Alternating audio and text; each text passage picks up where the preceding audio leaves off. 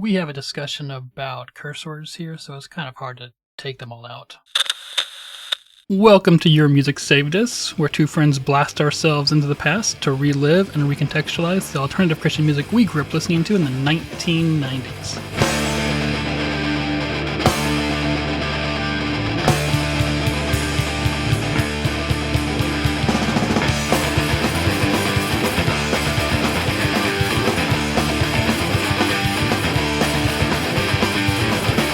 My name's Clifton, I'll be your host for this episode.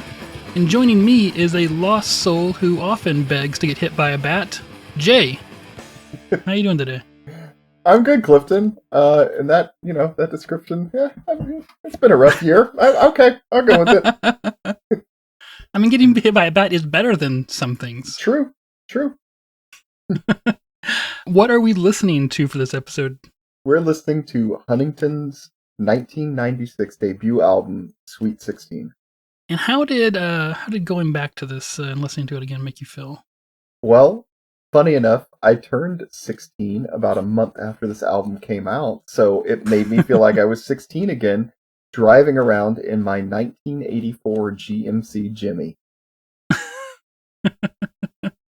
Was 84 one of the year where the Jimmys were still giant?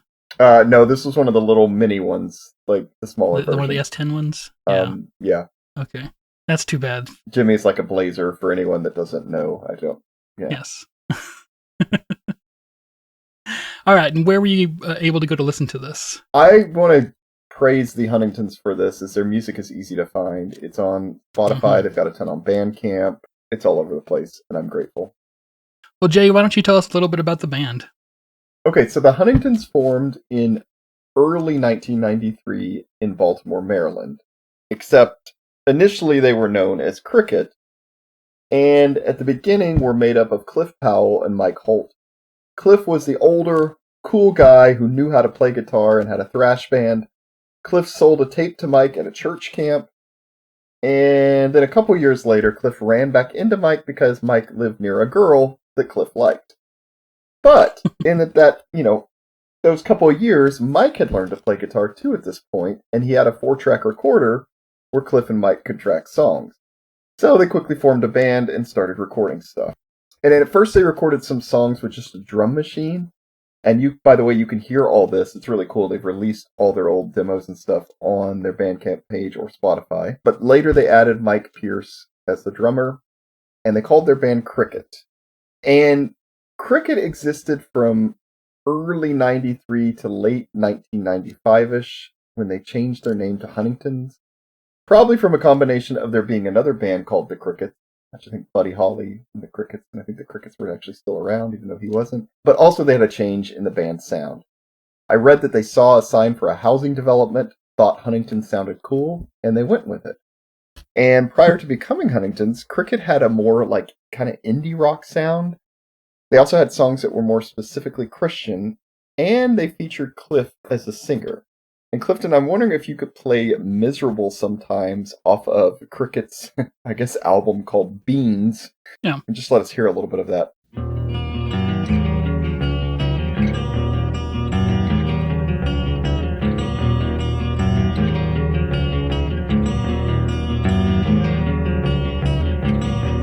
come off a happy guy, but I think too much.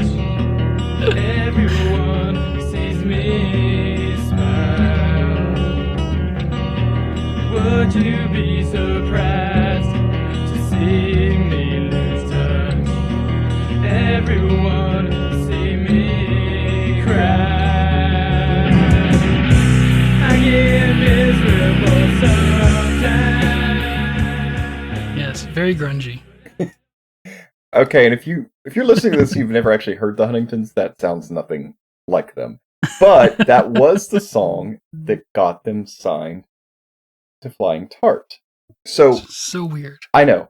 So at some point, that song got played by Scott Hatch, who now runs Burnt Toast Vinyl, on his radio show at Drexel University. That playlist that he had with the song listed made its way to Nashville, where Alex Parker saw it. He contacted the band for a demo, and then he made Cricket the first band he signed to his new label, Flying Tart Records. So like I said, Huntingtons have put up all their old recordings on Spotify Bandcamp, so you can really see their evolution.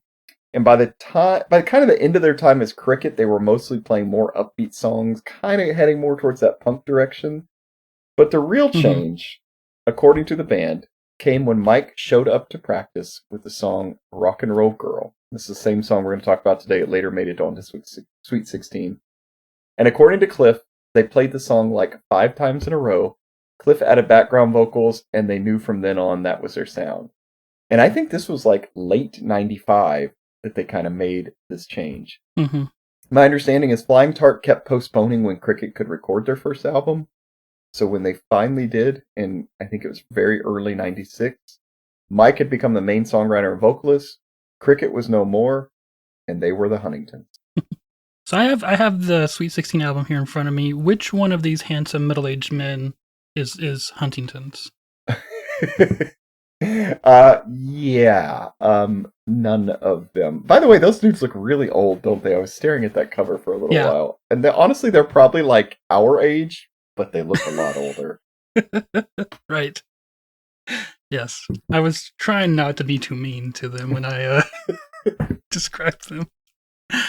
So, one thing that I really wonder about is, it had to be really frustrating to them to have the recording of their album delayed over and over again for almost 2 years. And I wonder, if there was a reason Alex did this. And I noticed when I was listening to all the Foundation albums, that Foundation Volume 6, which is the last Foundation album called Cricket's Brown Cow, notes that it was recorded in April of 1995 by Chris Colbert. And for those of you who are regular listeners, you might remember that Chris is Duralux / Fluffy, and that he is closely associated with Flying Tart. And that the sound of the album, as you mentioned, is a little pop-punky, a little 90s everything mixed in, to the sound. And I kind of wonder, did Alex keep them from recording because their sound kept changing? And were they waiting to record Sweet 16, or was Sweet 16 just what was ready when Alex finally said, go record an album? Yeah, it's a good question. Part of me wonders if they recorded that with Chris Colbert months later, before that album can see the light of day, they've got to do all the other stuff to it. They kind of change their sound and then are like, oh, wait, we sound like this now, and so never mind. Yeah, we want to record something else. I don't know. Yeah. There's a lot of good history for the Huntingtons in Cliffy Huntington's interview with As the Story Grows. So yeah, I would recommend after you listen to this podcast, maybe you, if you're interested in more Huntingtons, jump over there and listen to that. There's also a episode of As the Story Grows with Mikey Huntington, but it doesn't talk about the band really that much. It's just kind of a sitting around and chat session, honestly. Some of the things I really appreciated from Cliffy talking, he talked about his kind of fascination with being in a band as a young kid, that it's kind of like all he ever wanted to do, and that to the point that he would watch people playing in bands and just be really impressed just because they were in a band, not even that the band was good, just he was impressed that they were in a band, And he tells a story one time of joining a band and he didn't have an amp, and so he went and plugged in there's usually 2 inputs on amps, at least historically, one high input and one low input, and he plugged into the second input of someone else's amp, thinking that you'd be able to hear both guitars, and you might, but not really. So he said that didn't work, and he never got called back to the to practice with that band again. Just stuff like that. He also talks about the kind of you told a little bit of the story there of him and that thrash band. He said the first thing he recorded was a Striper song with some friends at youth camp, and that he was literally shaking on stage as they tried to play it. And then they also talk a lot about their influences. So, at the time, what was blowing up, but kind of before pop punk really came on the scene, and the underground of punk was, Screeching Weasels, Queers, Mr. T Experience. That's kind of what influenced them a lot as they kind of formed their sound. He also says, I really appreciated this line of his. He said, I was 26 before my first album came out, and it sounds like a bunch of teenagers. I really love that. Well, but I think that's one thing about them is they just really never quit. I mean, it sounds like basically Yeah. from the time Mike and Cliff got together in '93, it was like, we're going to do this band thing. And it took, honestly, it didn't, in some bands, work a lot longer than that, but it took a little while, but they got it figured out. And then, I would definitely think if you asked them today, they'd feel that they've been very successful at it. Yeah. So they didn't quit. They did a lot. They recorded a ton of stuff even before they were Huntingtons. Ton. Yeah. I mean, it seems like that was the main thing they were doing, was just I recording. mean, it's like stuff. 50 or 60 songs probably you can listen to. Yeah.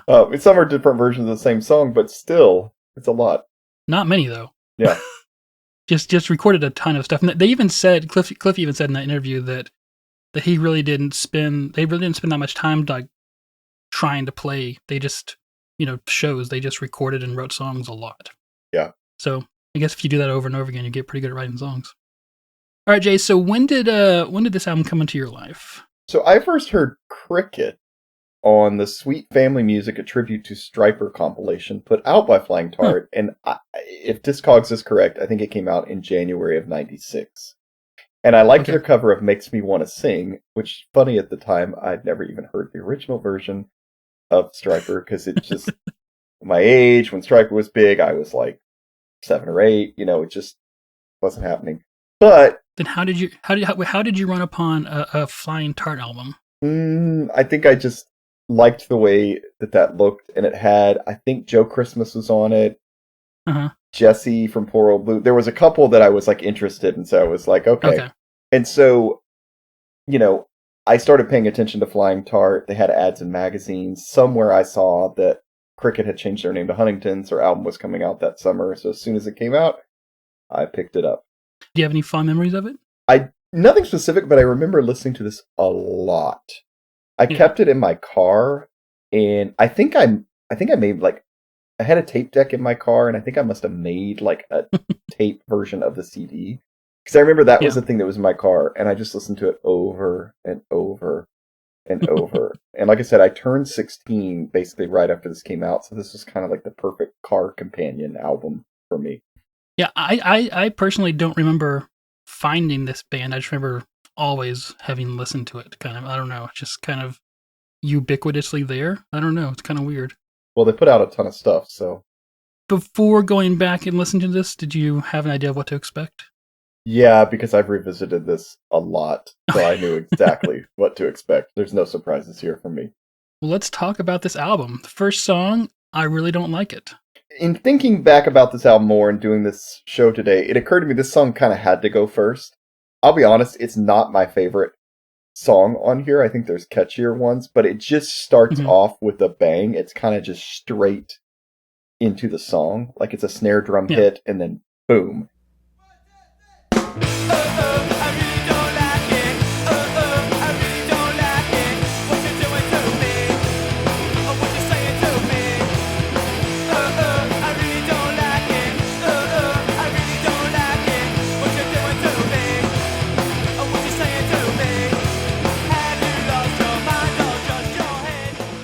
And the vocals start with the rest of the band.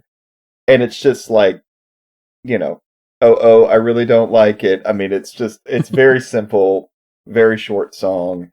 Song is basically about not liking what someone is saying to him. I mean, it's short, it's simple, it's fast, but that fits the tone of what this is going to be. One of the things that really jumps out at me with this first song is it is something that the Ramones would develop later in their career. Not on their first few albums, but they would have a lot of this, like, and what the Huntingtons do here with that, I really don't like it. You use a lot of these, like, filler words that don't even feel like filler words. They even feel like they really add to the presence of the song. But we're gonna hear a lot of O's and similar guttural type noises throughout this album. But the Huntingtons are the type of band that can construct a catchy chorus half the time just using stuff like like all those kind of things. It still can make something really melodic out of it, Yeah. This song, speaking of that, this song, like several, but not anywhere near most of the songs in this album, actually starts off with the chorus. Right. As you said, straight into, I really don't like it. Something else I want to mention here is the first Ramones album was described by somebody as something like a recording of hard-hitting rhythm tracks. And I find that really interesting because, we don't get much like lead guitar and like solos on this album. So what we get a lot of is these kind of like instrumentations that are super rhythmic that kind of set the song apart. There's a bridge on this song. Let me play it for you here.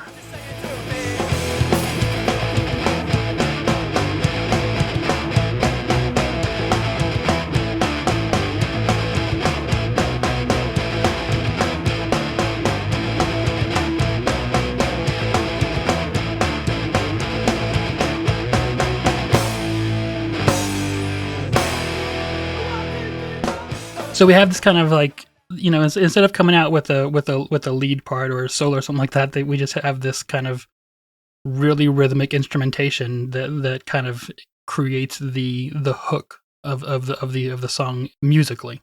Other than that, kind of the vocals are the lead melody in all these songs. A lot of these songs you're going to see bridges like that. They're just kind of rhythmic back and forth like that. I will say that most of these songs are like 2 minutes long, some under 2 minutes.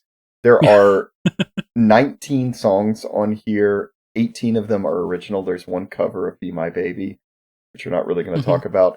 So Clifton and I are not doing every song on here, although I kind of wanted to because I almost like them all. But we talked about it. We were trying to cut the length. Our last episode was pretty long. We need to kind of maybe not make them so long. So we're probably going to go through these fairly fast, but they don't sound drastically different from each other, which is, if you love the band, like I think both of us do, then not a problem. But, there's probably not going to be a lot of in between. You're either going to enjoy the Huntingtons or not because they just have that sound.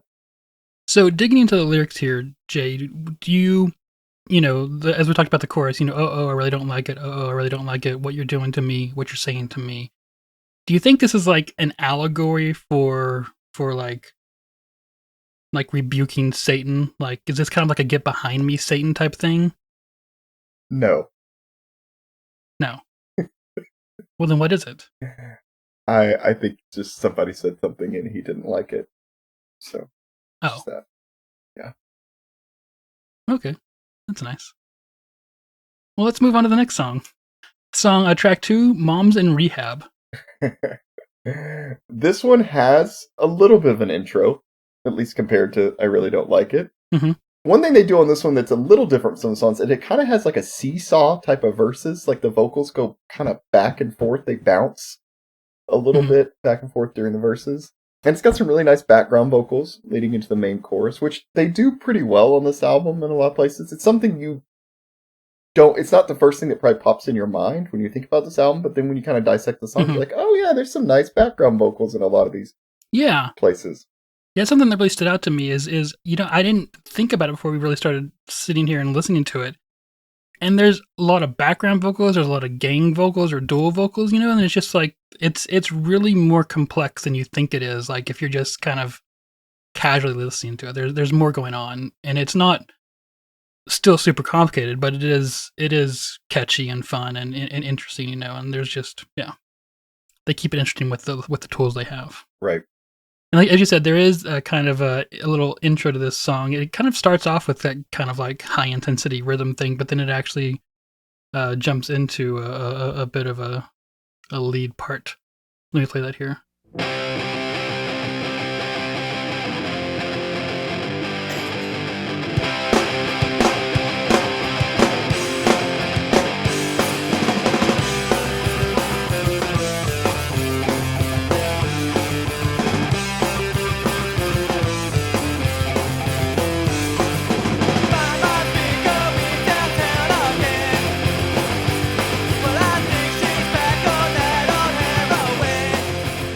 It almost feels like the song like takes a break to get to have that lead part in there. Right.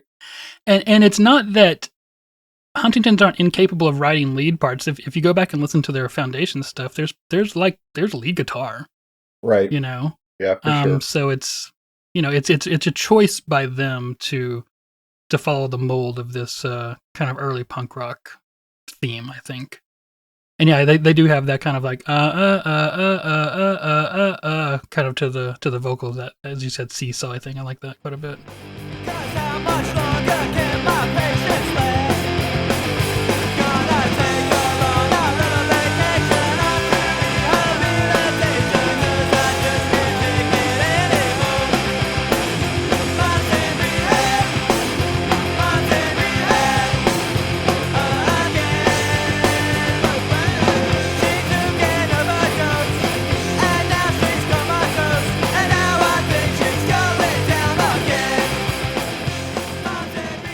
There's actually this song actually has a lyrical bridge to it, but it is a nice little change in the vocal rhythms there to keep the song fresh.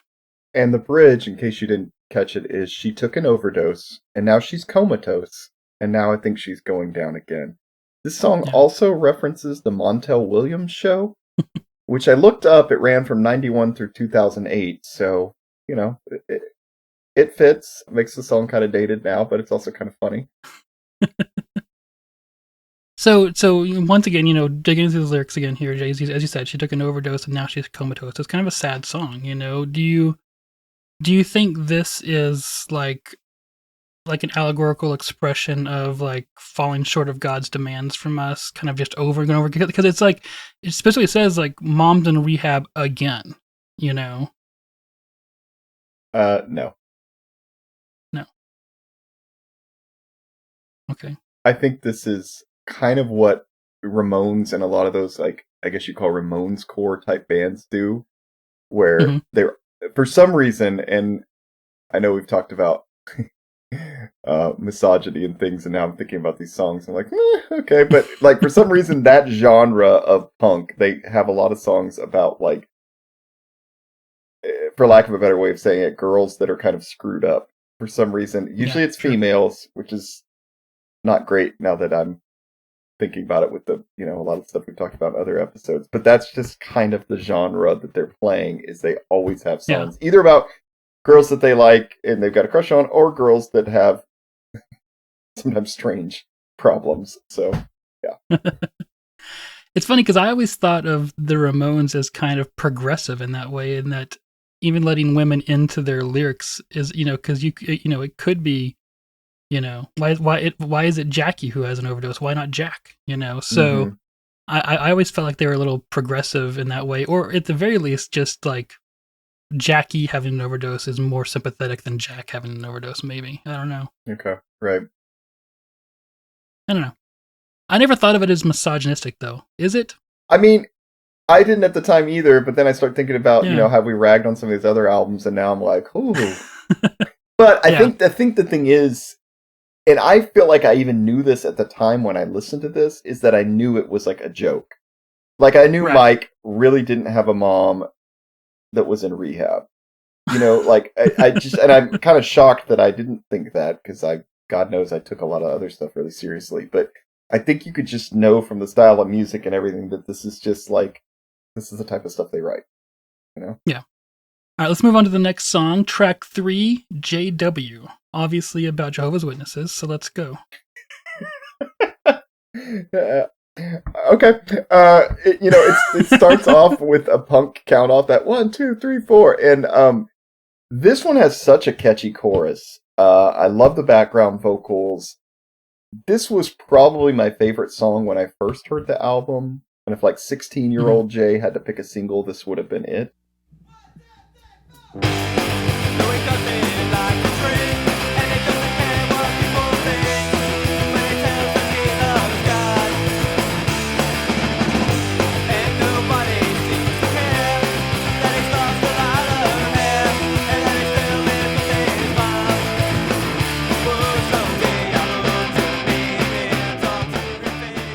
I'll also tell you, at 2 minutes and 40 seconds, it's the longest song on the album.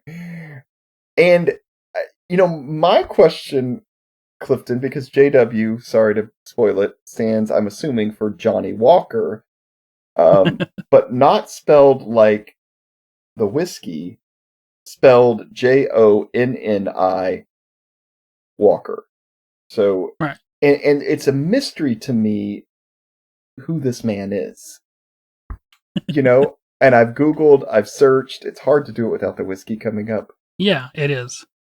I kind of want to, this one I kind of want to read a little bit of the lyrics, so maybe listeners can have the mystery, but is there anything else you want to say about the music before we look more at the lyrics? Well, we get more of these kind of filler words. Let me skip to the chorus here.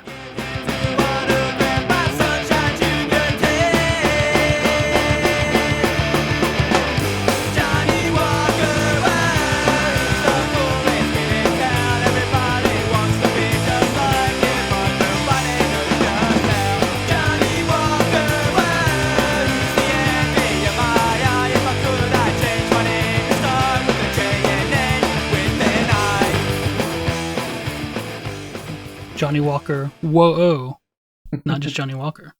If you can't tell, there's a lot of kind of like a 50s rock and roll throwback in a lot of these songs too, like that feel, the whoa-ohs, and just there's another song we'll talk about later that I think is really strong with that. But let me just, obviously the lyrics on this album, they don't take long, so I'll just read them for you. It says, "No, he doesn't like to drink, and he doesn't care what people think when he tells them he loves God. And nobody seems to care that he's lost a lot of hair and that he still lives with his mom. Someday I hope to meet him, talk to him face to face. I'd get him to autograph my Sunshine Jr. tapes." And then it's the chorus that you heard, Johnny Walker, oh, he's the coolest kid in town. Everybody wants to be just like him, but nobody knows just how. Johnny Walker, he's the envy of my eye. If I could change my name to start with a J and end with an I. Okay, I'll read you the last part. He's got himself a band. He prefers to stand up front at all the shows. He writes cool songs about his girl and about friends and about his girl and stuff that everybody already knows. Someday I hope to meet him, but I know I'm not worthy. There's nobody cooler except that John from New Jersey, which I'm wondering if he means Bon Jovi in that last part. No, it's got to be just Johnny Walker. But he says there's nobody cooler except... Oh. I don't know if he means nobody's cooler than Johnny Walker except John Bon Jovi, or Johnny Walker is the cool. It's not clear. Is John Bon Jovi from New Jersey? I'm pretty sure, right? Okay. I'm gonna. I mean, it's a trash state, so sure. Let's move on. So, yeah, I think so. Yeah, New Jersey. Okay, good. I was like, okay. I feel like an idiot. I can tell you one thing. He says, I get him to autograph my Sunshine Jr. tapes. Evidently, that's a band Cliff used to be in pre-Huntingtons, or really? some kind of tape Cliff put out. Not Clifton, you're Clifton. That Cliff put out. Because I saw in a post on Facebook, he mentions Sunshine Jr. tapes at some point. So I think that's I looked a long time for Sunshine Jr. I couldn't find anything. I know. But the Johnny Walker thing, I still don't know. If anybody knows, please let us know, because, this one's been puzzling me for over 25 years. Yeah. I think this one kind of goes back to like what I was talking about earlier, with the kind of Cliffy talking about the in the As the Story Grows interviews, talking about just kind of being obsessed and semi jealous of people who just got up on stage and just were in a band and played guitar kind of thing. I think that this kind of hits back to that. And so I have a question for you here, Jay. Okay. Who was the coolest kid that you wanted to be just like in high school? Oh, man. Clifton, I wasn't ready for this. I gotta think. Okay, I'm gonna cheat, because this is maybe, I don't think I wanted to be this kid, and I don't know if I thought he was the coolest, but at times I thought he was cool. There was a kid in my Spanish class, I think junior year, somehow found out that I kind of liked punk too, although at the time Christian punk. Mm-hmm. And he's the first person that showed me Screeching Weasel. Nice. He had a couple of their albums. He also had beer in his backpack that he forgot that was in there. In class. And so I remember thinking this guy, like, I don't think I wanted to be him because I was too straight-laced and everything, but I kind of thought he's kind of cool. Just, wow. Yeah. Okay. Follow-up question. Did you ever want to change your name to end with an I? No. Okay. You could do it, because like J, you could probably just say J-A-I is still pronounced J. No. Okay. But if there is anyone who wanted to do that, I came up with a list of names that start with a J and end with an I. Okay. All right, so we're going to go boys' names first here. Giovanni. Wait, that's with a G. But you can spell with a J. I looked it up. All right. Jeremy, if you replace the Y with an I.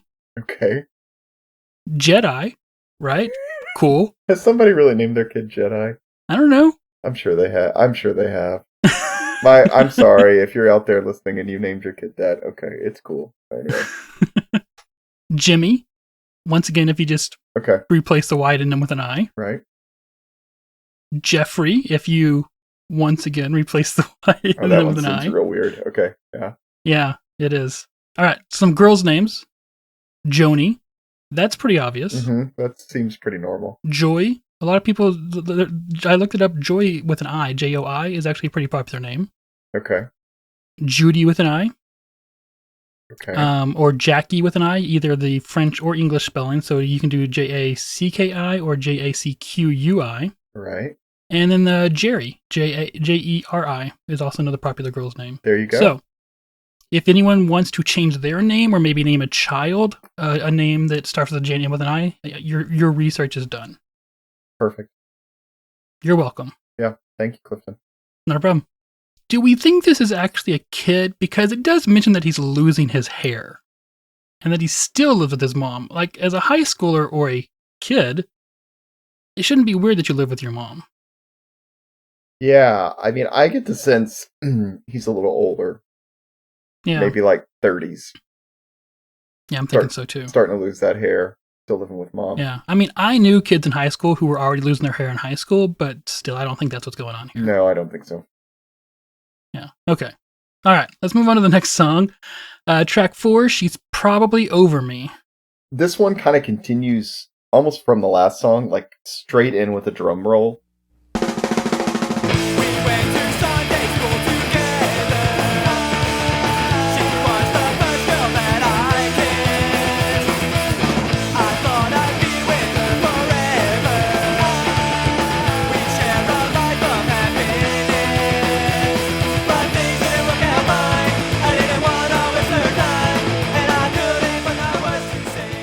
This song mentions church, so there you go. And there's a guitar solo, sort of, in this song. There is. It's the closest thing we get to a guitar solo in the entire album.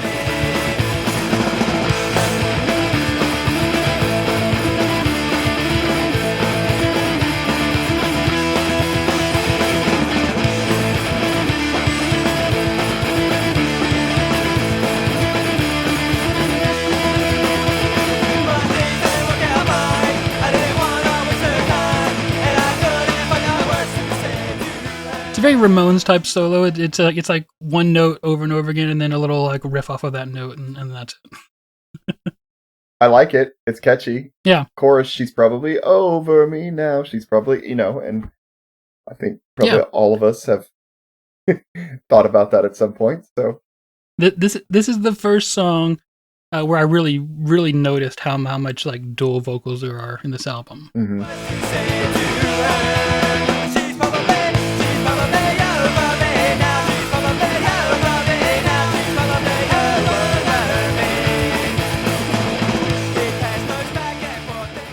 So, Jay, do you think this is kind of like a hidden meaning type thing about how like it seems, she's probably over me now, right? Like, do you think it's like about like how other people move on from sin? Like they can put sin behind them so much faster than it seems like you can, Like it always seems like a struggle with you, but other people like they just do it so much easier and faster. Like, do you think that's what the song's about? Well, because it does say we went to Sunday school together, and later it talks about we pass notes back and forth in church and laugh about the preacher's hair. No, though, I don't think that's what this is about at all. I'm not getting like a lot of Christian here. I mean, we did mention Sunday school for this song, but passing notes and laughing about the preacher's hair, Yeah, okay. All right, Jay. Do you have a first girl that you kissed that you thought you would be with forever? Ooh. I don't know. Tell me about you two. I don't think that I don't know that I thought that far ahead. Right? Like I don't think I thought we'd be it's not that I didn't think we would. I don't know. I just think I didn't think that far ahead. Yeah. I think I wanted to be together longer than she did eventually. But no, I didn't think that far ahead because I was like, again, I don't know, 16, 15, 16. Yeah. About the time of this album, actually, funny enough. So mine was a little later. Definitely, I don't like you. I don't think I thought like we're going to be together forever, but it never occurred to me that we wouldn't. Right, exactly. Which is kind of how like your brain works anyway at that time. Long-term thinking is just not a thing. No. Like, today is forever when you're 16 or 17 years Yes. old. Yeah, you don't have enough life behind you to realize that things will change constantly. Uh-huh. And Jay, how fast was she over you? Man, it seemed really quick. Yeah. A lot of truth here in the Huntingtons, isn't there? Yeah, my first girlfriend who you know would be this person for me literally like went to band camp, and before she left for band camp she left a note on my car about she couldn't wait till she got back, and then like when she got back she like literally like broke up with me the second she got back. She had met someone else at band camp. Yes. Ah. Yeah. God. Yep. Damn it. Huh. Yep. Sorry, Clifton. Super fast. Super fast. You know, and then was Everly Brothers for a while and stuff like that, you know. Sad song. Anyways, okay, let's move on here. Song 5, Nikki Loves Her LSD.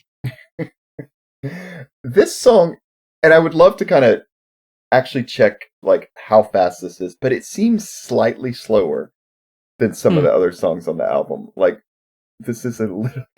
I mean, when you hear it, not really, but it's a little bit slower than some of the other ones.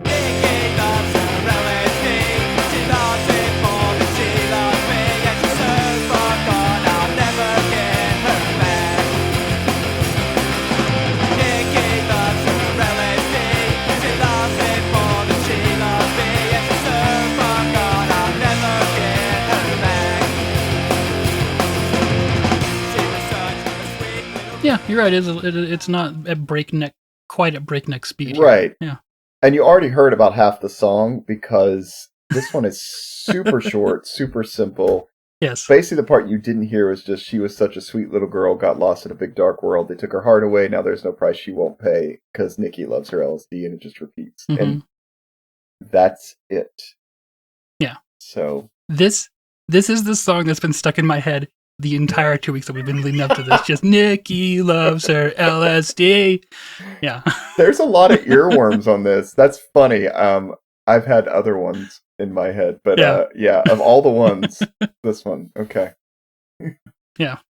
When we get another one of those interesting melodic breaks here in this song, let's listen to that.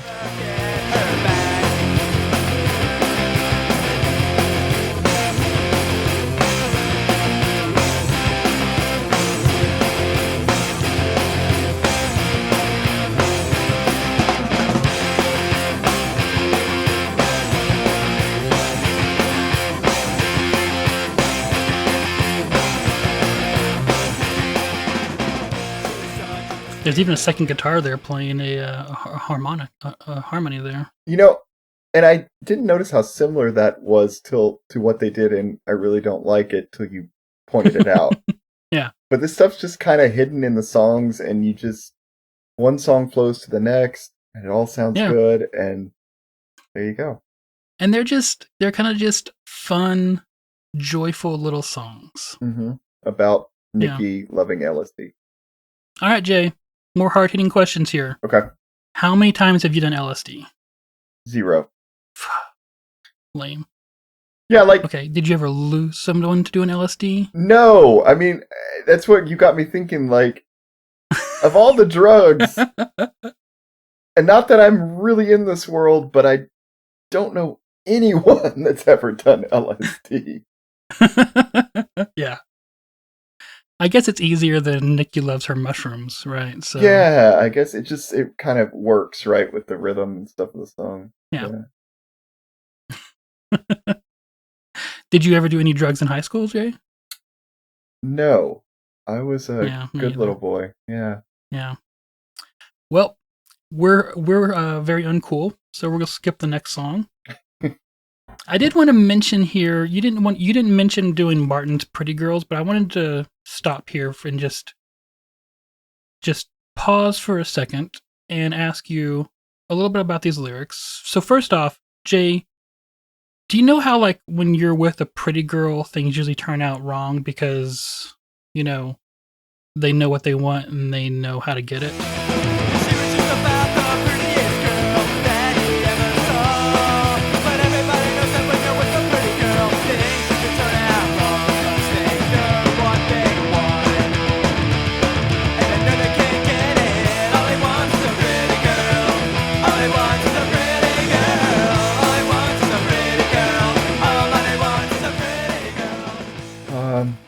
I mean, I could have some memories of things like this. Sure.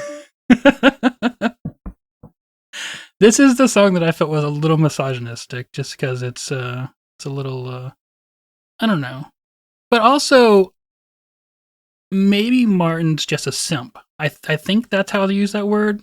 Jay, you teach junior high kids. Am I using that word correctly? Dude, I don't know. I don't know that word. My kids do not use that one.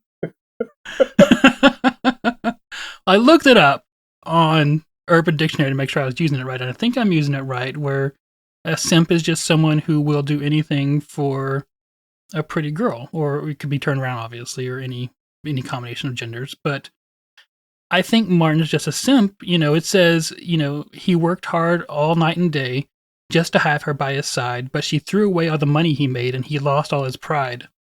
So I think Martin's just a simp, and if he just lives, buys into it, I think he'll be fine. But this actually was the chorus that's been in my head for a few days. But all he wants is a pretty girl, Clifton. Yeah.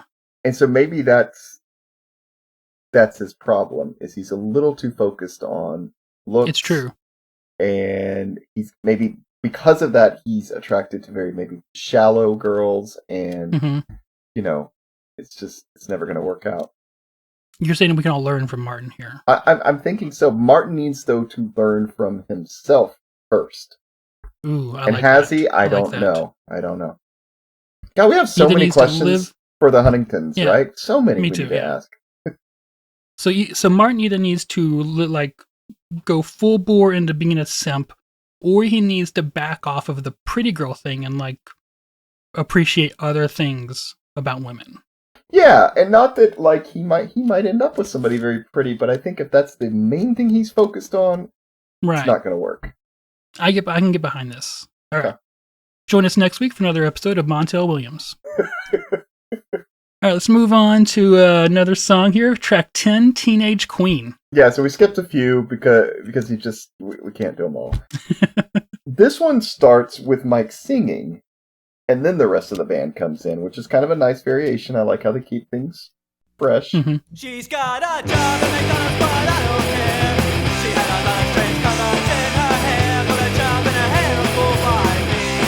Oh yeah. All my friends say that she's so mean. Always singing the cars and as they sing, but they don't understand her like I do. Not you. In a world of perfect fantasy, you're probably the coolest one for me. Oh yeah. And I haven't said it before, but one thing I kind of like about a lot of these songs too is that they almost tell a story, or at least kind of paint pictures in your head of stuff. Mm-hmm. So this one is, kind of describing his girlfriend, or the girl he wants to be his girlfriend, and how he's saying "You're the one for me," and kind of just gives a little description, talks about what they do together. It's a nice song. It also has a key change in it, which may be the first time we've heard that here, too. So right towards the end.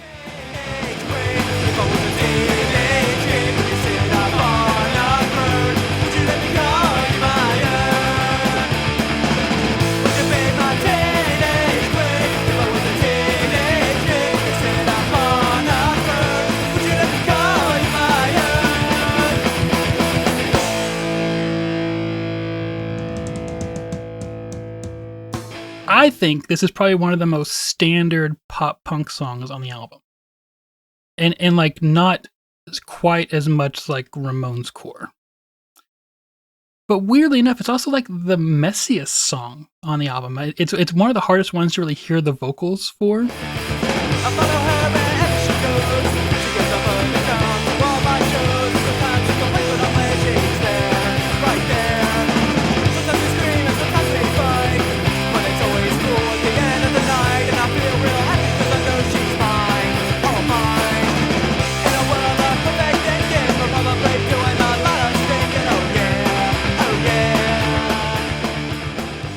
Last episode we talked about Dear Ephesus, and they talked about how on their first album that they felt it was kind of had a thick sound because all the instruments were in the same frequency range.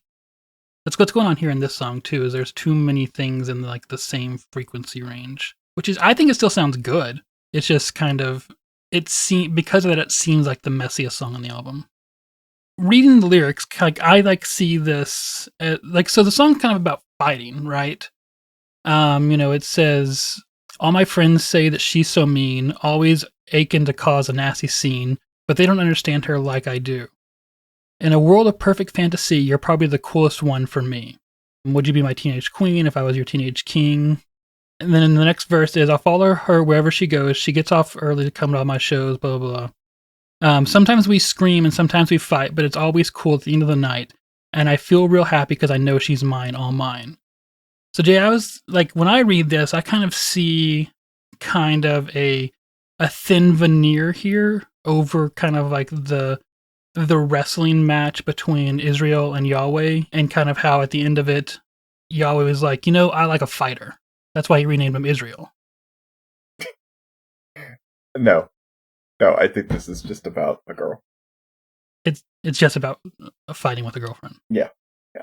Okay. All right. Well, in the last little bridge part, it says, in a perfect world, in a world of perfect thinking, we're probably doing a lot of stinking. Oh yeah. So I looked on Urban Dictionary to find that if there was a definition of stinking that I wasn't familiar with. Oh dear. And while there are a lot of definitions for stinking that I wasn't familiar with, none of them seem to apply here. So, yeah. What does that mean? So Jay, why did you pick this song? Did you have a girlfriend that you fought a lot with in high school? No. I think I just liked the catchy chorus. Okay. I also, this one reminds me a little bit, just lyrically, it's got a throwback, I think, again to the 50s, like that whole teenage queen thing, teenage king sitting up on the throne. Like, that sounds like lyrics out of a 50s song. And I just, again, I kind of like the images I get in my head. Like, she's got a job at McDonald's, but I don't care. She's got a lot of strange colors in her hair. Like, you can actually imagine these things.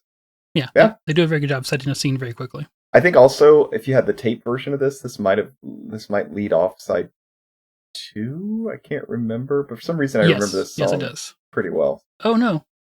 Well, according to this one, this is the last song on side 1. Okay, well, who knows, but I liked this one. Well, let's go to the first song of side 2, which is She's All Right.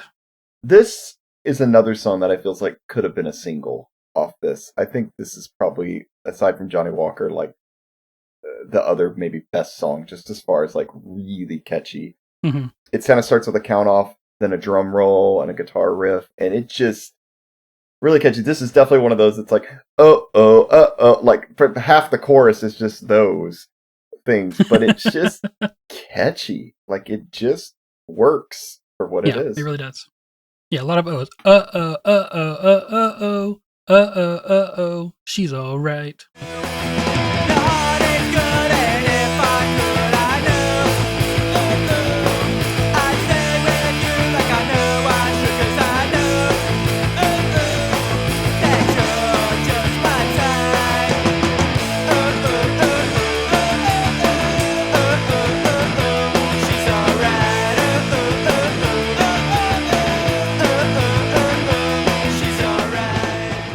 Yeah, and it's great. It's super catchy. Like I said, I think it could have been a single if they put any out from this. I think what you get with that many O's, though, is that it's fun to sing along to, but it's not fun to sing to yourself. Right. Because there's just too many O's, like, to sing to yourself. I don't know. I'm with you. Yeah. Okay. As you mentioned, this song started off with kind of a very, very fast kind of...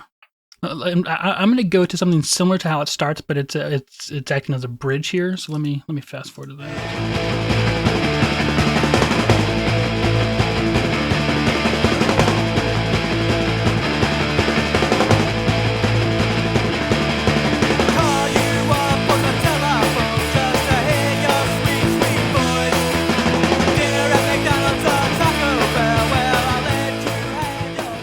So once again, we have our kind of like rhythm bridge here.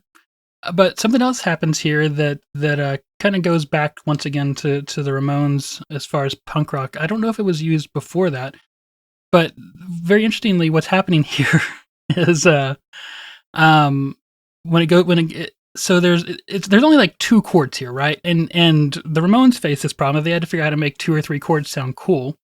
So let's listen to it a little. Let's listen to it again here for a second, and just listen to like this like little roll that how each phrase starts off.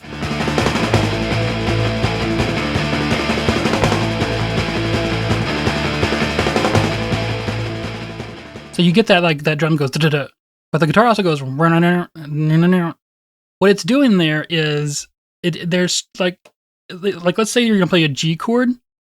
What you'll do is you'll actually start on F sharp, one step back, and like pull into the G. Mm-hmm. And that's how you get this like that sound. It's used quite a lot on punk rock songs. I love the kind of snare drum roll, how it like gets louder. I think that's it's like so simple, but it's kind of a cool thing to do right there, right? Like it's just, I don't know, it's just kind of a creative way to use something so simple to add in. And then I also, when you replayed it, I thought about it. This chorus would not be the same without those like background. I'm assuming it's Cliff with the other set of ohs in the chorus, like that second part. If that wasn't there, wouldn't be nearly as good. And I know we're talking a lot about ohs, but it's just it works really well. It's just super catchy. All right, let's move on to the original Huntington song, track 12, Rock and Roll Girl. Yeah, the song that made the Huntingtons. It's funny. It's catchy. It's a great song. I love the background vocals again, which is something Cliff talked about. Like, they kind of instantly came to them as they just ran through the song the first few times. It's also kind of another story song. This one actually it really is kind of a little bit of a story, and it's pretty funny. The story that's told. It's just a good song, and this one that they still play. At least I saw the Huntingtons in 2018, and I'm pretty sure they played this song that night. Like, I feel like it still gets played quite a bit. Yeah, I looked up some live videos of them playing, and they still play this song. Yeah, it's a great song. Yeah, and one thing I noticed on it is kind of in the the chorus, the "She's my rock and roll girl."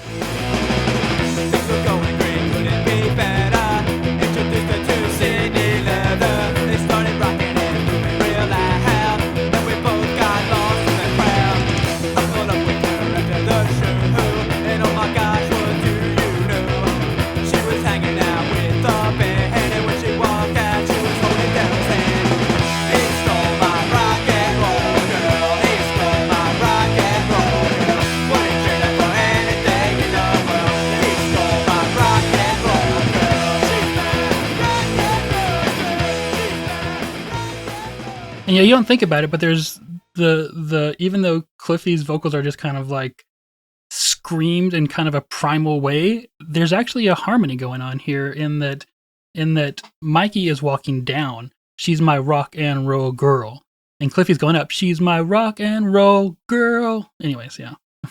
No, I hit the wrong note there, but it's great. No, and it really works. Can I share a little bit of the story of the song, Clifton? Yeah.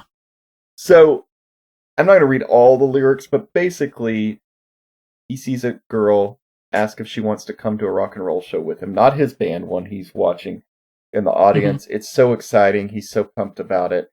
And then I'll read you the next parts. He says, things were going great. Couldn't be better. Introduced her to Sydney Leather, who is a band they were listening to that I get the feeling is kind of like hair metal. Well, they were a real band. Right. Yeah. I found their record label. they were, yeah. So they did exist. Again, with the name, I'm guessing that. But anyway, he says they started rocking and grooving real loud, and we both got lost in the crowd. I caught up with her after the show, and oh my gosh, what do you know? She was hanging out with the band, and when she walked out, she was holding Daryl's hand. And the first chorus was... Who's the lead singer of the band? Yep, there you go. First chorus was She's My Rock and Roll Girl, but now the last chorus is He Stole My Rock and Roll Girl. So again, funny song, catchy song. It's kind of I think they knew that they like struck gold when they had this. I mean, obviously they kind of changed their whole sound around it, but it is a great song. Yeah. In fact, Sydney Leather is the last song. The last track on this album is Sydney Leather backwards, basically. Yeah.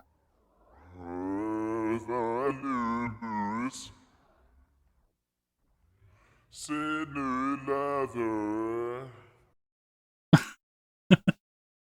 Yeah, so Jay, more hard-hitting questions. Did you ever have a girlfriend stolen by a rock and roller? No. But, like, could you be that mad about it? Because you thought the band was cool too, and, like, you know what I True. mean? Like, of all the people to steal your girl, like, that... I mean, you thought they were a cool band, that's why you brought her, so... Yeah. You know. Okay. That is fair. That's fair, yeah. In high school, I once had a guy ask me, kind of one of the cool kids who I didn't really like all that much, but that's fine, whatever. He asked me to teach him how to play a Blink-182 song, so I did. And I found out later that he used it to impress a girl that I had a crush on and ask her out. Oh, God damn it. Yeah. Huh. Oh, well. That's how those things work, isn't it? Yep. All right. Moving on. Number 14, Veronica. This one kind of starts with, like, clean guitar strumming, which is a little different. I mean, I know, like, most of these songs are very similar sounding, so we're picking out some of the differences.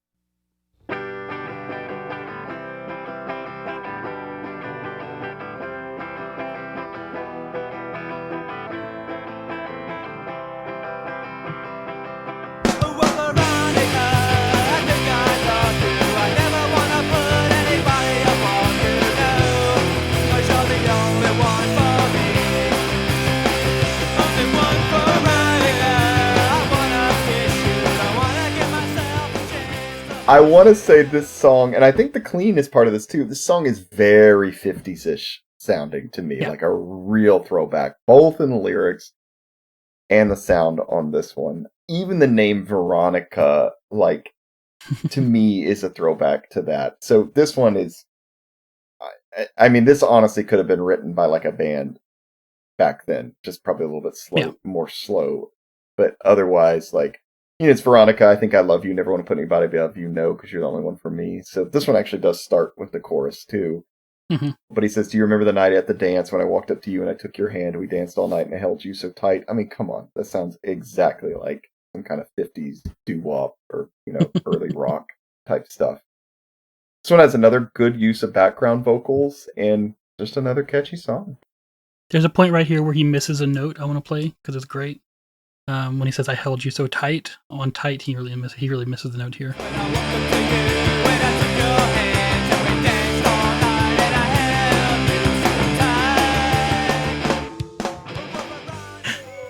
Not even close. Yeah. It's great. This one also has another one of these weird, not a solos, but this one isn't just a rhythmic thing, and it's not just like a weird Ramones-esque.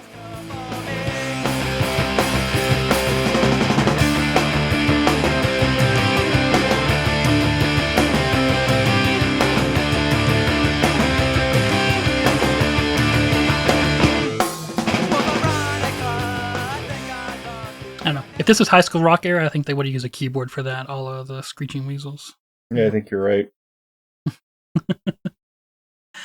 All right, so Jay, when he says, I never want to put anybody above you, is he not talking about Jesus then? So Veronica is a code word for Jesus? For Jesus, yeah. No. I think it's just the girl. Like, there's not much Christian stuff on this album, Jay. You're right, Clifton. You were right. Okay. Well, I guess let's move on. You didn't mention Drexel U, but I do want to mention that let's listen to the very beginning here, because I like how it goes. So first off, Drexel U is the university, as you mentioned, where they played their song. The song got played on the college station, and they got them discovered. But I like here that they go from like a Beach Boys sounding vocals to a very Ramones sounding vocals in about like under 5 seconds. Right.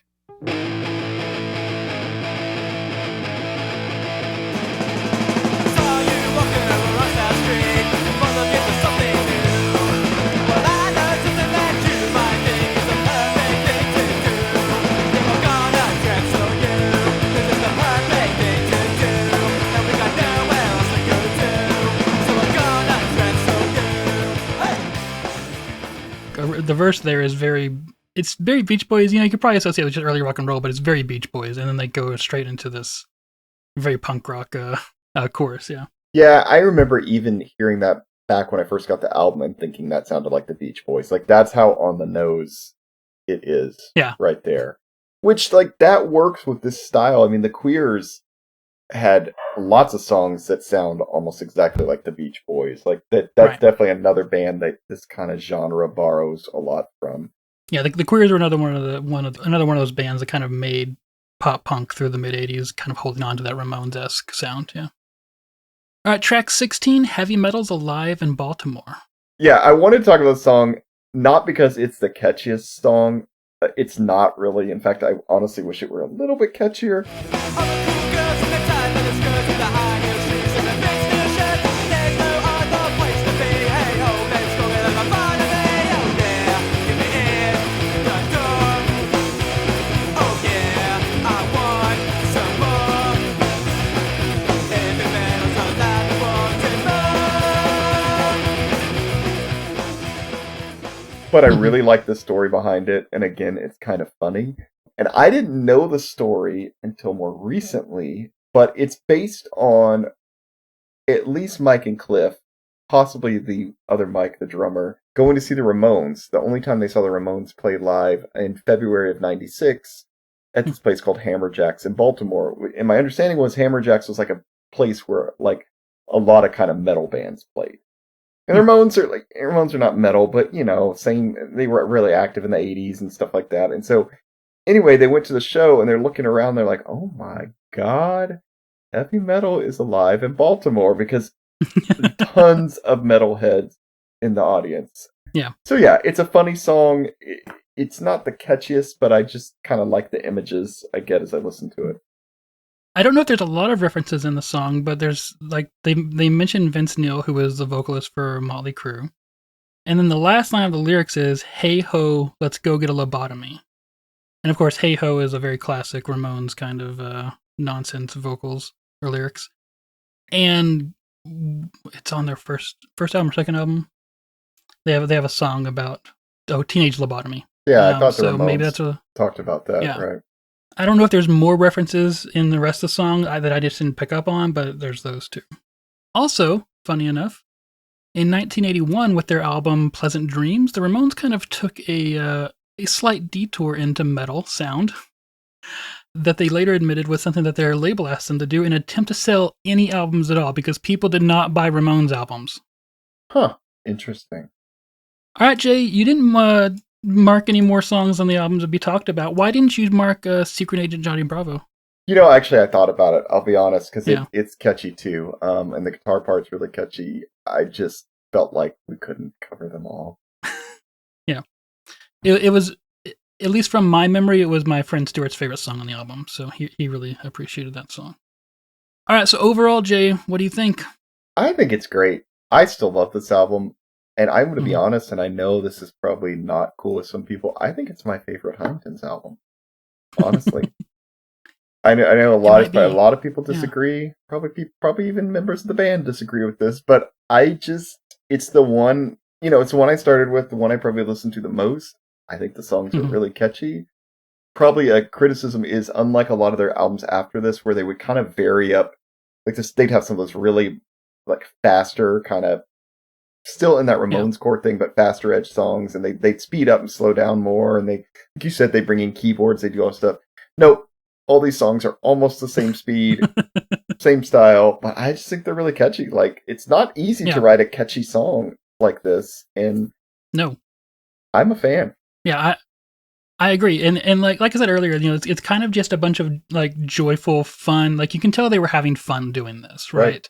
There is a sound to a song that you can't bring about if you're not enjoying what you're doing, and that's very clear here that they were enjoying what they're doing. I am puzzled by the fact that there's no Christianity on this album. Jay, what's going on there? Oh, yeah. I've been thinking about this a lot. Not that we didn't think and talk about this at the time, right? There was that whole debate of, is it Christian band or Christians in a band? Do they have to be singing about God all the time for it to be Christian music? Yeah.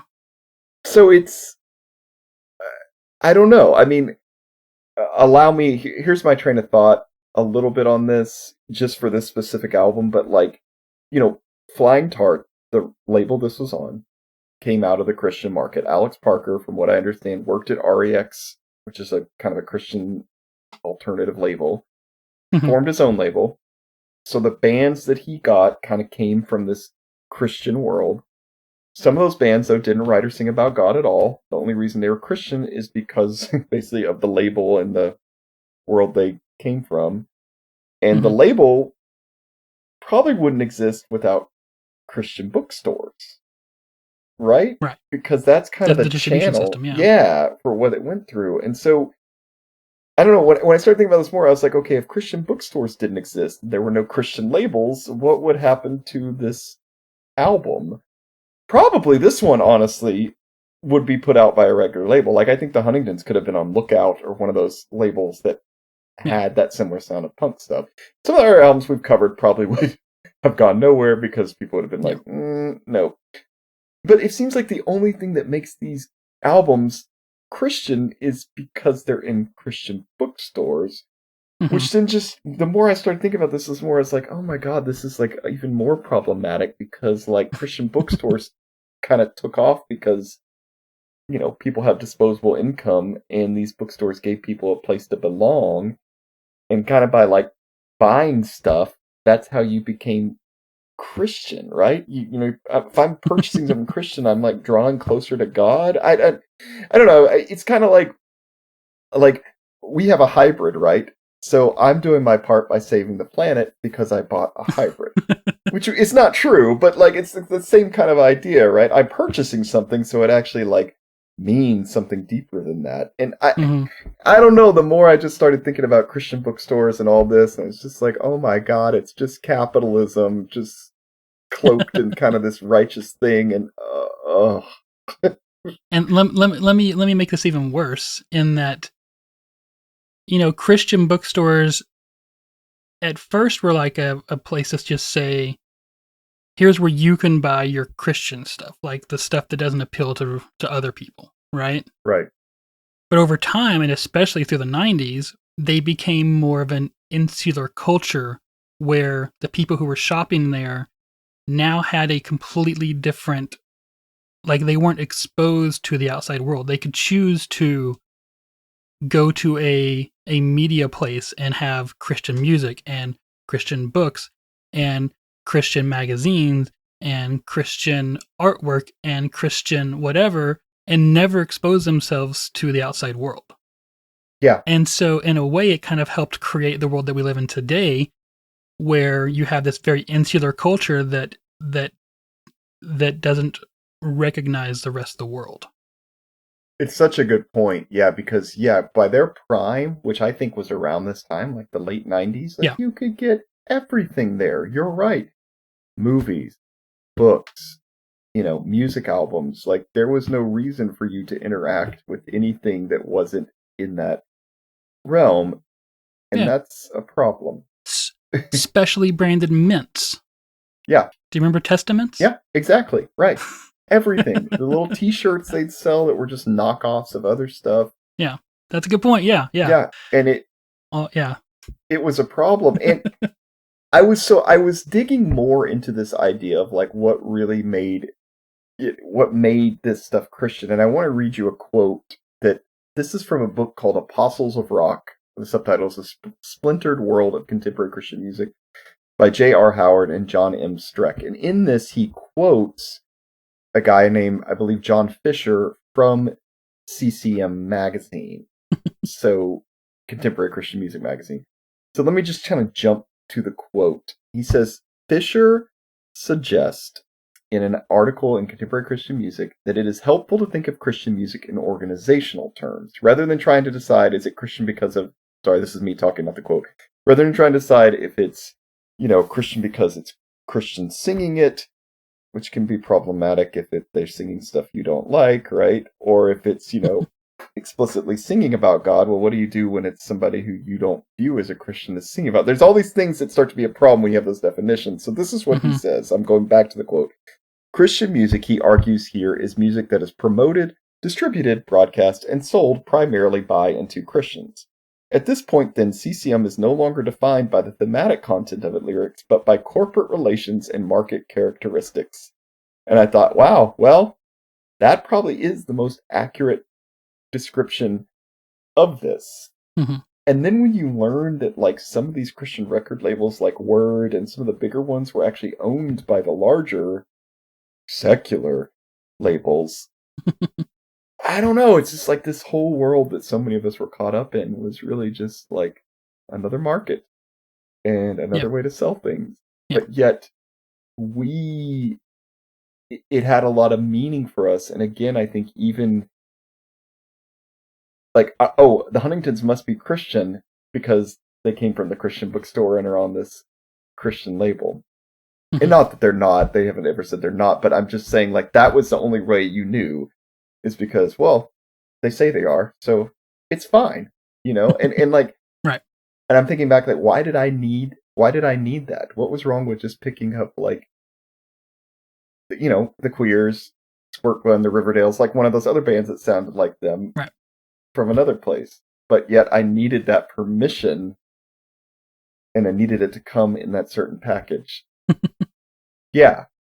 And I will say the Huntingtons have, and we'll talk about it in a minute, but have kind of stayed together for a while. I mean, they've obviously taken some breaks, but stayed together. And sometimes I wonder if they've managed to do that because they avoided this mess a little bit. I think they probably had to answer lots of questions early on. Oh, yes. But I wonder if they were able, you know, as they grew as a band and being able to play more with bands outside of this bubble, if that helped.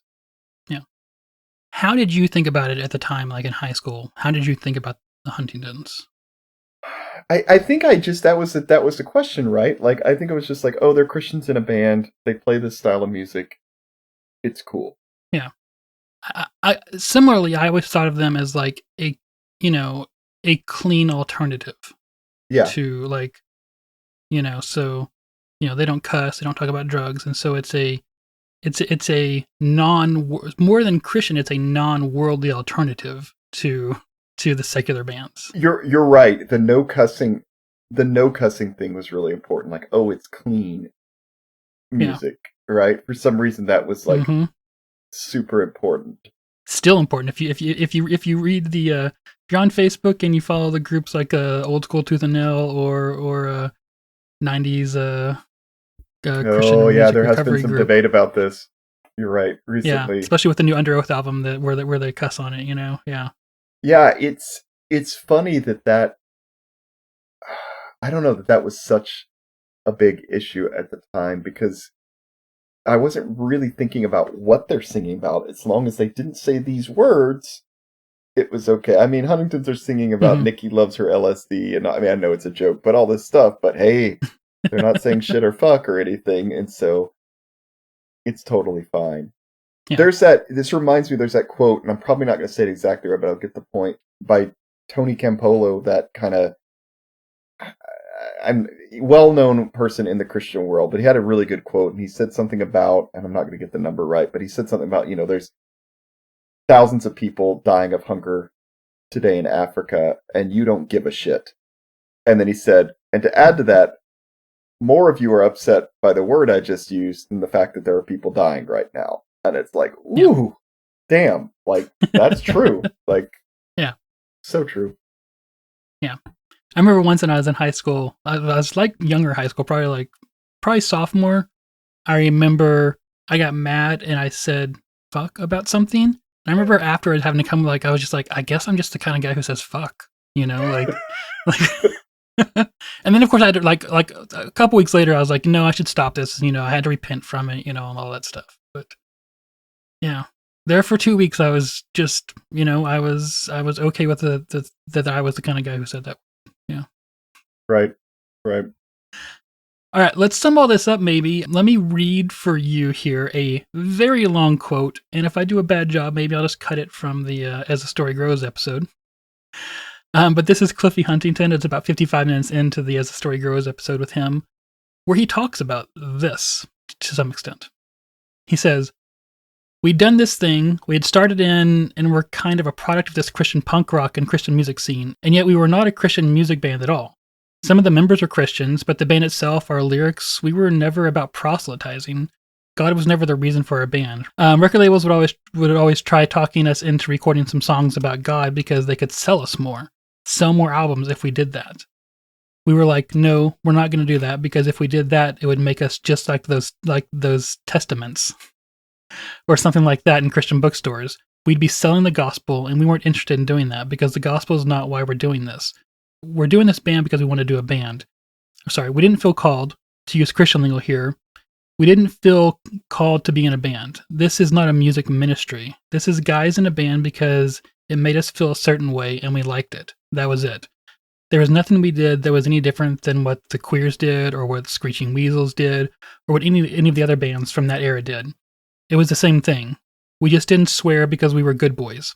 Other than that, our scene, what we wrote about, we just wrote about stuff that stuck with other people over the years. We realized that by never giving into that thing, to sell more records by being more Christian in that scene, we were ostracized a lot from the Christian scene. And then we were ostracized from the secular scene too. A lot of people from the secular scene just didn't get it. They thought we were just good Christian boys, which none of that could be further from the truth. But we got a bad rep from them, and then a bad rep from the Christian scene because we weren't Christian enough.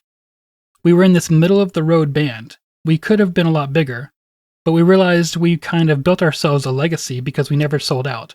And so the respect that people have for us over the years has just grown.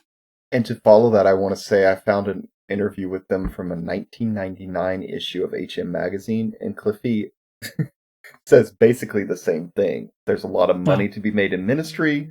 We feel like we could make a lot more money, make a whole lot more sales if we decided to make our songs a lot more spiritual than they are.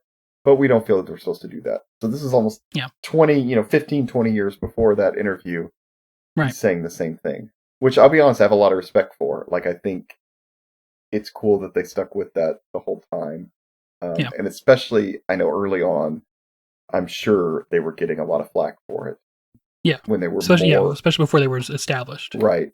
But I think that was the right way to go. And again, I think that's one reason the bands maybe had some longevity, is they were able to kind of sidestep a lot of that drama that went along with that stuff.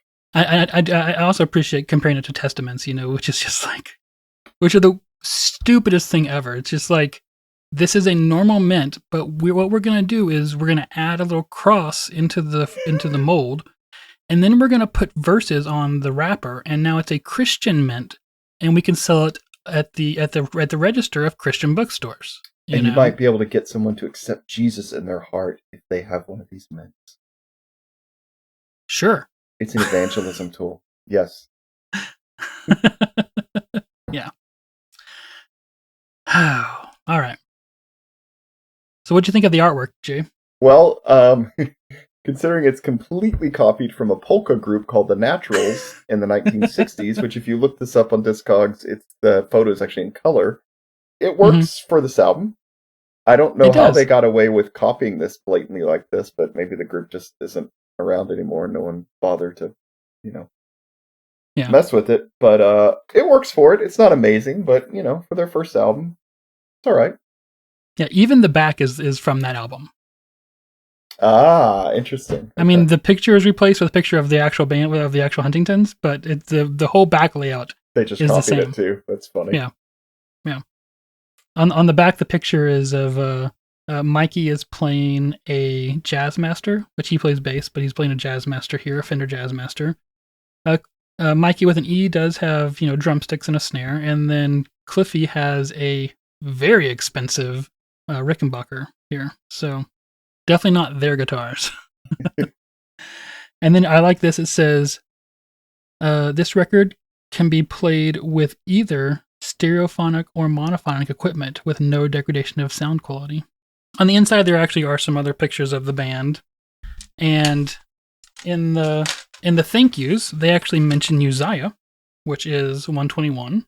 And a few loose screws, and Burnt Toast News. Have you ever heard of Burnt Toast News? I think Scott Hatch did some kind of zine of Burnt Toast before he made Burnt Toast Vinyl. I think actually Burnt Toast Vinyl was like a spin-off of that. So I think that's maybe what that is. Okay. They thank the Crickets for making us change our name.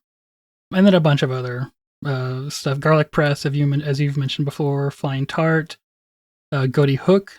In that interview with As the Story Grows, Cliffy mentions that they kind of got started around the same time as Goaty Hook, and they're both on the East Coast, so that's a different group that's than what's going on with most Tooth and Nail type stuff. That's the majority of the scene. What did you think about recording quality of the album? It's fine. It's not great.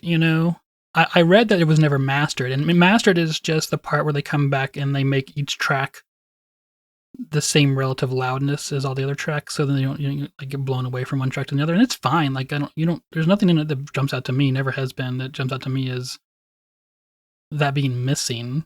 But it's good. It's not great for 96. I think it was fine. Yeah, it's fine for me too. They re-recorded a lot of these songs for something called Rock and Roll Habits for the New Wave that they put out in 2001. And honestly, I kind of prefer these old versions. I may be in the minority here, but it's just that's what I heard first. That's what I know. Yeah. That's what I like. I don't know. Did they re-record them just because they didn't like the recording quality, or did they re-record them to get the rights back? Because Flying Tart was sold. They may have lost the actual recording rights to so. Have you been paying attention to what Taylor Swift is doing, where she's re-recording all of her early albums? No. Right, me either. But it is an interesting legal issue because she owns the songs, she just doesn't own the recording. So she doesn't own the recordings of her early albums, so she doesn't get paid for them. So she's just re-recording them sound for sound and putting them back out so that she owns the recording and she gets paid for them. Clever. Okay. So maybe they owned the songs, but they didn't own the recording, right? So yeah, I mean, I was always under the impression they just didn't like the way it sounded, so they wanted to redo it. But I don't. But you're right. Maybe I don't know. Okay. I mean, I never had a problem with like I said, there was the one song that was kind of a little messy, Teenage Queen. There was one song that I thought had some. Which one is it? Oh, Heidi Hates Me. Mm-hmm. But I think it's a good song, but it has, I think, the weakest writing on the album because it's Heidi Hates Me So, Heidi Hates Me So, Heidi Hates Me So, Heidi Ho. That Heidi Ho part is ridiculous. Right. Well, and that's a great song. So I don't really have a problem with any of this. I honestly will say too, I'm pretty impressed because when you listen to their final Cricket release, which was recorded in April of '95, right, and see the growth between that and this, which was recorded less than a year later, it's like, wow. Yeah. Wrote a lot of catchy songs in a short amount of time. The Cricket release reminds me of songs that I write, and that they're competent songwriting, but they're just kind of boring. So it's interesting the leap that they made forward between that recording and, like you said, and this. Yeah. All right, Jay. Well, where are they now? Oh boy, I'm hoping you can help me with this, Clifton, because there's a lot. So first of all, they're still a band. They actually released an album. We're in 2022 now, so in 2020. So they're still doing stuff. But to try to catch us up a little bit after this release, a few months after they recorded this, they went back into the studio and recorded a self-released Ramones cover album called Rocket to Ramonia. In 97, so again, not that long after this, they put out their second album called Fun and Games, which is also on Flying Tart. They did record that one with kind of the famous pop-punk producer Mas Giorgini at his Sonic Iguana Studios. It sounds like Cliff basically just found this guy's phone number, called him. He's like, send me an album. He sent it to him. He's like, yeah, I like this. I'll produce it. So, which is awesome. After that, though, Flying Tart was no longer really going to be a label, so they made the jump to Tooth and Nail and released High School Rock in 1998. And in 1999, they released a live album called The Good, the Bad, and the Ugly. Later in that year, went even more Ramones-ish and released both Get Lost, which is Mike kind of starts to sound more like Joey Ramone. It just sounds more like Ramones. And they released File Under Ramones, another Ramones cover album. And then early 2000, they released Plastic Surgery, which is songs that were recorded at the same time they recorded Get Lost. So if you're following, that's 4 albums in about a year's time. It's a little bit nuts. And one of those, I think it was a different podcast I listened to with Mike, but they talked about basically how they paid a lot of attention when they recorded, And so they learned kind of how to do it on their own. So they just basically started going into the same studio, Clay Creek Studios, but they knew what they were doing. And so with a little bit of money, they could knock out a ton of songs. So it was like, you know, Tooth and Nail would give them whatever budget, and they said, okay, cool, we'll just use fractions of that and crank out multiple albums because we know what we're doing. In fact, I think they recorded The Good, Bad, and the Ugly live for like $600, $400. $400, okay. And it was their biggest selling record at the time. Yeah. Like the label didn't even want them to do that. Right, yeah. But they were like, yeah, you know, we'll just see what happens. Here it is. You want to put it out? Okay. $400. I mean, what do they have to lose? And it worked out great. But getting back to it, in 2001, they re-recorded a lot of these songs like I talked about for an album called Rock and Roll Habits for the New Wave, which Burnt Toast Vinyl released. Also in 2001, they released their final album for Tooth and Nail called Songs in the Key of You. This is also the first album to have Josh Blackway on guitar, who kind of has become a very permanent member of the band. He's been in the band since then. Mm-hmm. They've had a lot of lineup changes, but it's pretty much since that time been Mike, Cliff, although Cliff did leave the band for a little bit in the mid-2000s. He went and formed a band called the Stivs, but then he came back. Mike Pierce, the drummer, is on a lot of the albums, but didn't tour with the band because he had commitments, so they got a lot of like touring drummers. And then Josh Blackway is in it too. Since then, now, catching up to the present, and I'm skipping a lot, but it just... Basically, the Huntingtons released a self-titled album in the mid-2000s. They've got a bunch of splits. They put together some other kind of compilation albums, but their next real album is not until 2020, which is... And what is the name of that one, Clifton? Muerto... Oh, what's it called? I'm not going to try to pronounce it. I'm going to try and butcher it. It's Muerto, Carcel, o Rock and Roll. I think it means like death, prison, or rock and roll. And that came out in 2020 with a new drummer who's kind of become part of the band named Chris. And I think that's kind of their steady lineup now. They've gone through a lot of drummers. They've had a lot of second guitarists bounce in and out of the band, but they lost two guitarists to Squad 5-0. Right. But they're still going. They're actually playing in March in Chicago with Flatfoot 56. I'm hoping they're going to play some other times this year because I'd love to try to go see them. Yeah, they're still doing stuff. So, good news. Yeah, and that new album's great. Exactly. Yeah, you really should give it a listen. They haven't really lost anything. It's very good.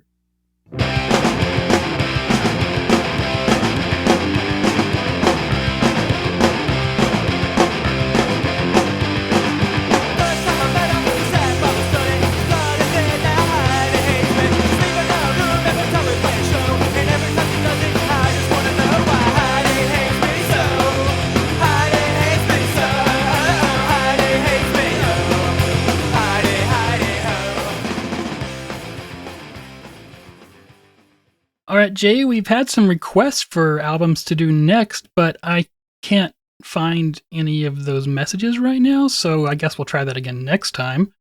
So what are we going to do for our next episode?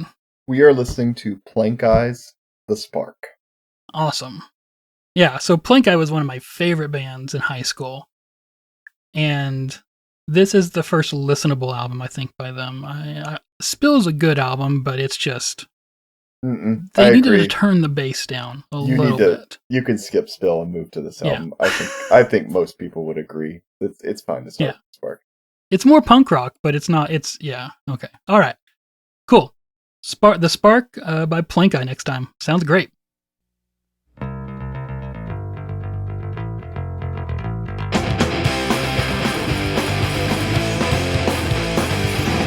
Thank you for joining us for another episode of Your Music Saved Us. If you enjoyed your time with us, please leave a review or share this episode. Visit our website, yourmusicsavedus.com, to find all the ways to listen. We're on Twitter, Instagram, YouTube, and Facebook.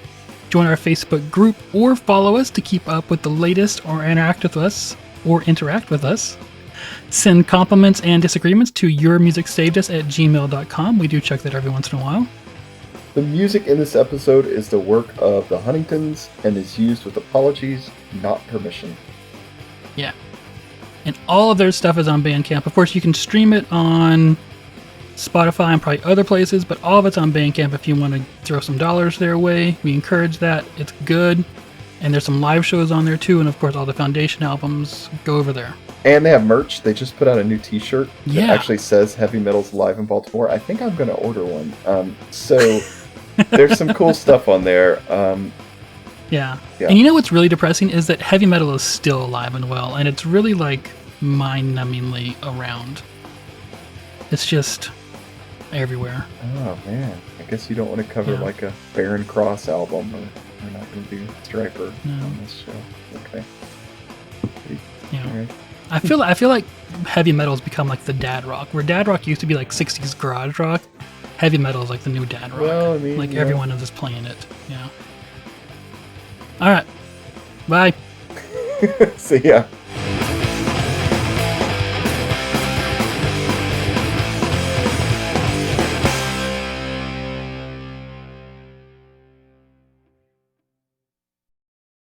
Hey, I'm gonna honestly like look at this Jawbreaker stuff more. If they put out more dates, I'll definitely Yeah, be more pro. Part of me was like, Yeah. oh shit, I should just fly out to one of these, but that's a little bit. I really would like to see him with Jawbox. That would be bad ass, but Yes. I don't know. The Chicago one is the Yeah. one that would be the most likely that I could pull off because we have direct flights from here to Chicago, so it's a little hmm easier. But We have direct flights from here to Chicago too. Denver lives in Denver, so maybe, but that's still, Oh, cool. I don't know. I have no interest in going to New York, so No, anyway. not right now. But I'll keep looking. I'll keep checking. We'll see. All right. I went on a wild ride preparing for this episode. Oh, okay. Well, I'm I ended up listening to an early punk band yesterday, an anarcho punk band from called Crass. Have you ever listened to them? Oh yeah. Well, I know of them, like in England, right? Yeah. Yeah, they're formed out of a commune, an anarchist commune in England, in London, and their first album had a song on it, or it's kind of a spoken word poetry type thing that was so blasphemous that the band was investigated by Scotland Yard.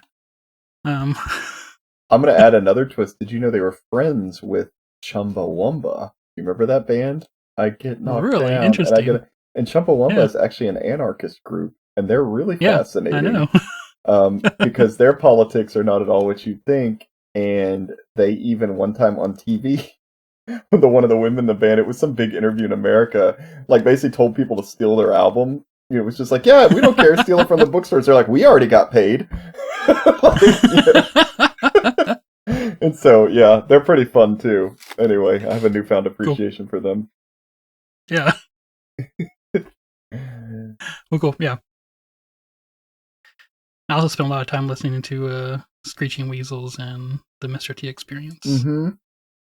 I mean, I've told you, I've been loving that band Teenage Bottle Rocket. Like, this kind of music's just so fun. I feel like if I was in a band, I would play music like this. Like, it's just like, it's simple, it's easy, it's fun, it's, kind of timeless. It's not easy to write though, because it's you have to really work hard to make the same three chords sound different over and over again. You're right, yeah. And just those catchy melodies, it's not easy. Yeah, that's really hard. I mean, like, we'll get into this. No, never mind. I'm gonna say this later because I want it to be fresh when I say it. Okay. All right, we're gonna try not to do We should start. 3-hour long podcast. Yeah, okay. I know it could be. All right, Okay, let's go. go for it. So I wanted to talk about this song. God damn it. All right, you know what? Whatever. Just do it.